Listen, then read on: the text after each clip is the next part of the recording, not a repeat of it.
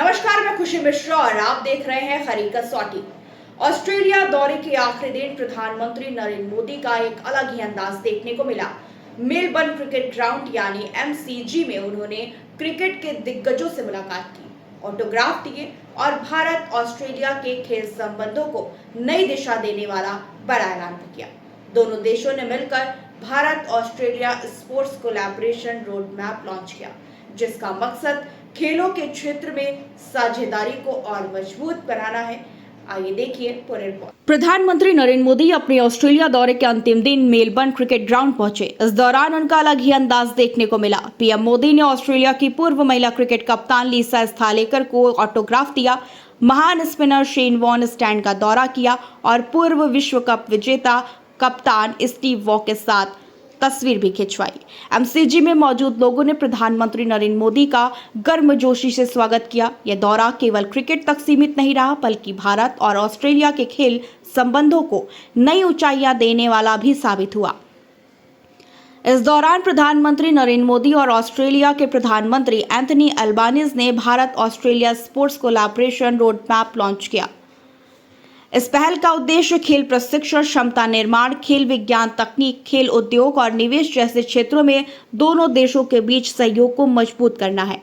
विदेश मंत्रालय के अनुसार इस रोड मैप के जरिए दोनों देश खेलों के क्षेत्र में दीर्घकालिक साझेदारी को बढ़ावा देंगे और नई संभावनाओं पर साथ मिलकर काम करेंगे।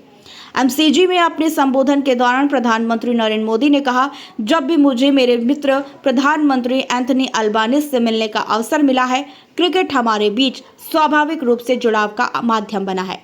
हम अहमदाबाद के स्टेडियम में भी साथ गए थे और आज यहां आकर मैं खेल भावना को करीब से महसूस कर रहा हूं, खासकर जब हमारे बीच स्टीव वॉ और लीसा स्थालेकर जैसे महान खिलाड़ी मौजूद हैं।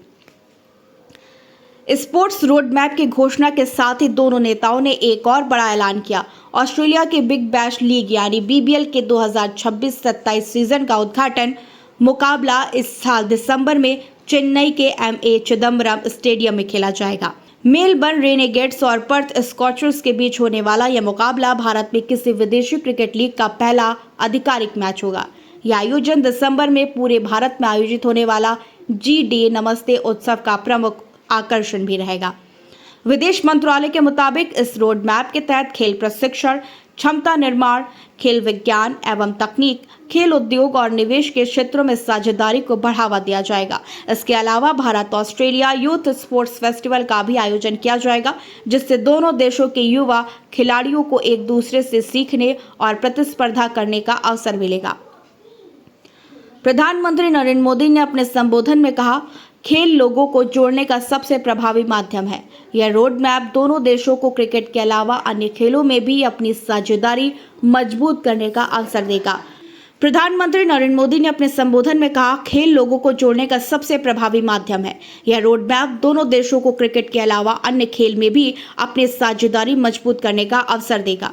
उन्होंने ऑस्ट्रेलिया को महिला क्रिकेट विश्व कप जीतने पर बधाई भी दी और कहा, भारत 2030 राष्ट्रमंडल खेलों की मेजबानी करेगा, जबकि ऑस्ट्रेलिया 2032 ब्रिस्बेन ओलंपिक की मेजबानी करेगा। ऐसे में दोनों देशों के लिए खेल और उससे जुड़े उद्योगों में सहयोग बढ़ाने के स्वाभाविक अवसर मौजूद हैं।